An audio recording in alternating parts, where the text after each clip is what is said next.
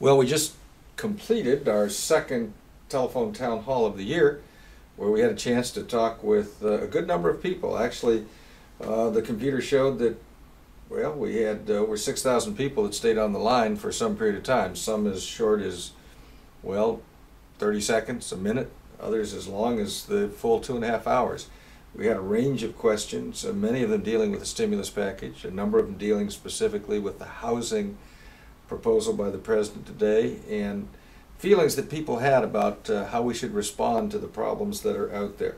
It's always good for me, that is, it's helpful for me when I'm home in the district or even when I'm back in Washington, D.C., to refresh myself with the ideas and the thoughts of my constituents, of you, those of you who are in this district, so that when we discuss issues back in Washington, D.C., we don't merely have the perspective from the Beltway or from the executive branch or from the other members of Congress, but we get a chance to hear from people back here and deliver that message back in Washington, D.C. And then the great thing about that is all members go home to their districts periodically, and then when they come back, they give me a chance to hear from them as to what they're hearing from their constituents.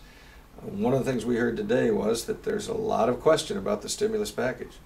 A lot of people, I think, share my concern of the cost involved, and particularly the debt that's going to be piled on our children and our grandchildren. And to me, it's comforting to know that people are concerned enough about this to look beyond the press accounts of how much money's in there for the different communities in the states and so forth, and look at who's going to pay for it. How's it going to affect my children? How's it going to affect my grandchildren?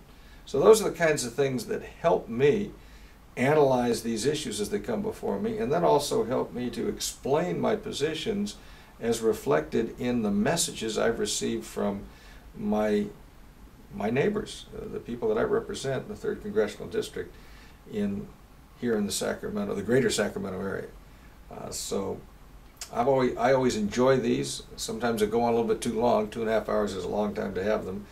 They recommend we only do them for about an hour, but I get caught up in the questions and the comments of the folks from my area, so I generally tend to run a little bit longer than they recommend. But once again, it was fun for me. It was interesting for me, and I hope that I was able to convey some idea, some perspective of what's going on in Washington, D.C., and perhaps why I vote the way I do and why some people voted the other way as we considered responses to this very, very difficult economic circumstance. Thanks for watching.